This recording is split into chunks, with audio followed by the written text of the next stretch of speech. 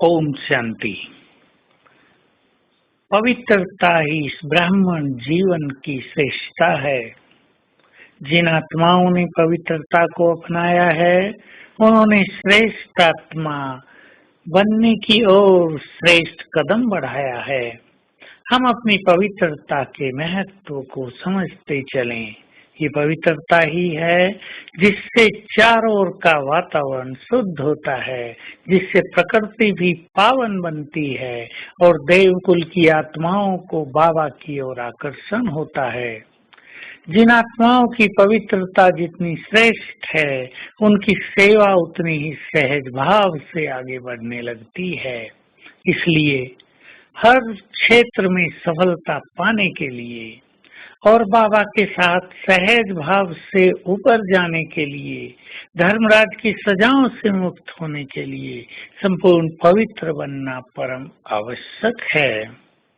हम संकल्प करें, हमें बहुत बहुत पवित्र बनना है। जो आत्माएं पवित्रता का दान इस सृष्टि को देती हैं, जिन आत्माओं की पवित्रता के बल से ये प्रकृति पावन बनती है, वो पूजनीय बन जाते हैं।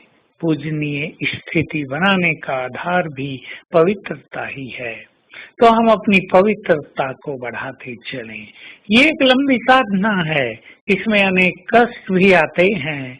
कभी व्यर्थ स्वप्न आते हैं, तो कभी व्यर्थ संकल्प आते हैं, कभी वासनाएं अपना प्रकोप दिखाती हैं, तो कभी दूसरे की ओर से हमें गलत आकर्षण प्राप्त होते हैं।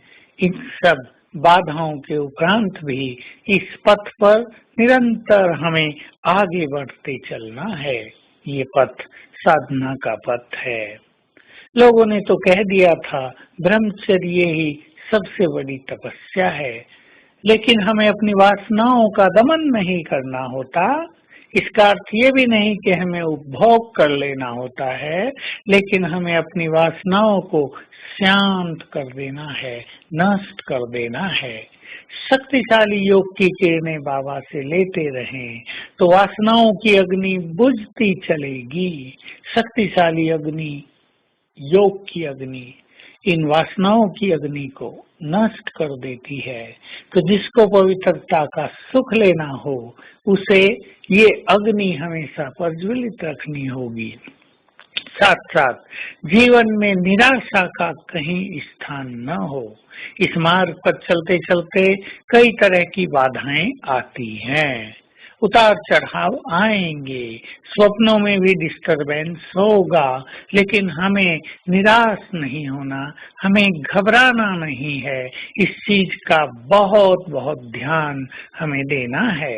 अगर हम निराश हो गए तो हम इस पथ को छोड़ने लगेंगे। कई लोग इस मार्ग पर चलते चलते पथ विमुख हो जाते हैं, उन्हें ये पथ बहुत कठिन लगने लगता है। लेकिन हर समस्या का समाधान है।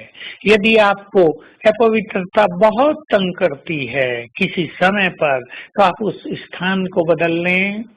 थोड़ी देर के लिए ईश्वरीय महावाक्य सुन लें, या थोड़ी देर के लिए शांत में बैठ जाएं, इस चिंतन में आ जाएं, मैं तो आत्मा परम पवित्र हूँ।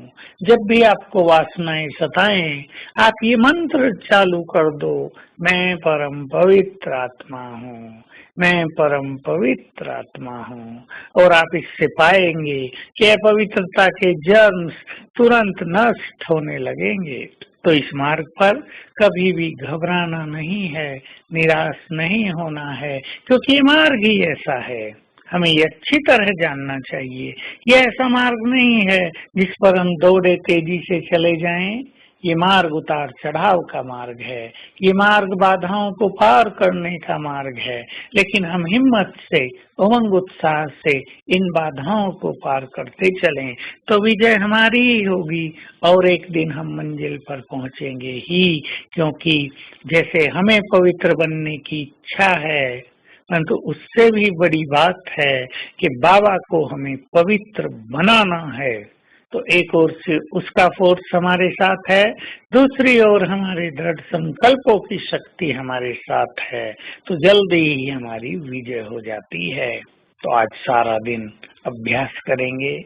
मैं पवित्रता का फरिश्ता हूँ, अपना इस स्वरूप देखेंगे।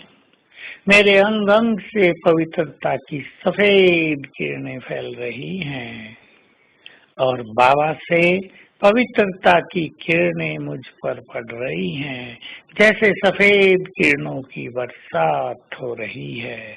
ओम शांति।